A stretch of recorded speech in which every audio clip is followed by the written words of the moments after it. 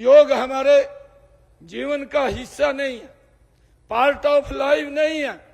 योग हमारे जीवन का पार्ट ऑफ लाइफ नहीं है, ये हमारे जीवन का वे ऑफ लाइफ है, जिसको हम अपने जीवन में उतार करके आगे बढ़ने का हम काम करते हैं।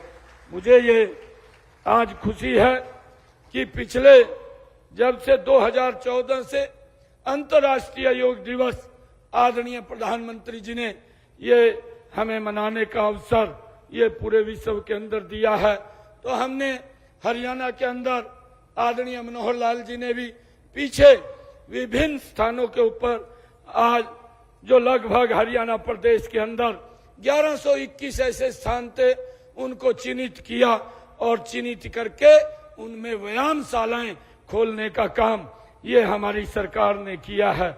और आज मुझे ये खुशी है बताते हुए कि हरियाणा प्रदेश के अंदर 714 व्यायामशालाएं वो लोग उसके अंदर उसका उपयोग कर रहे हैं। वहां पर बैठ करके हमारे योग साधक व्यायाम करते हैं।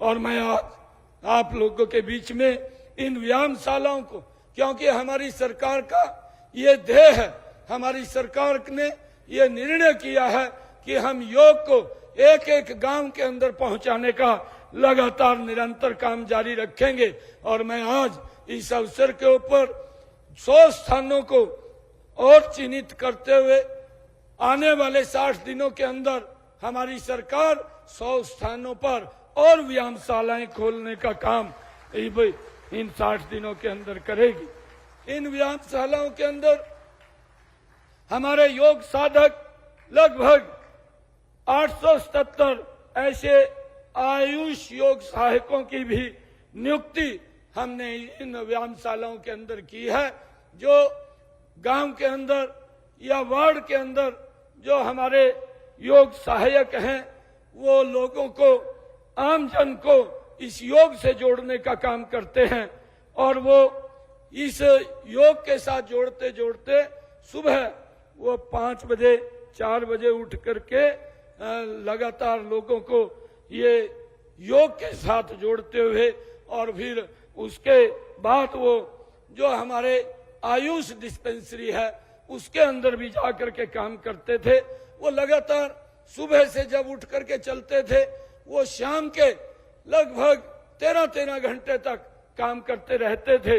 परंतु अब हमने ये निर्णय लिया है कि जो हमारे योग सहायक हैं वो सुबह 3 घंटे योग को कराएंगे, और उसके बाद वो व्यायामशालाओं में लोगों को योग सिखाने के काम करने के बाद फिर डिस्पेंसरी में जा करके 4 बजे तक वो मरीजों के स्वास्थ्य को ध्यान में रखने का उसका कार्य करेंगे। 4 बजे तक वो हमारे जो डिस्पेंसरी में पेशेंट आते हैं उनके लिए वो वहां पर सिखाने का काम करेंगे।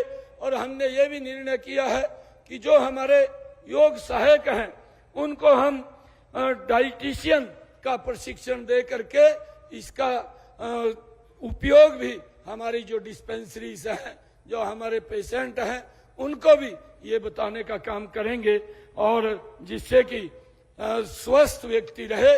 और जब व्यक्ति स्वस्थ रहता है तो स्वस्थ हरियाणा वो बनेगा और विकास की गति के ऊपर आगे बढ़ेगा।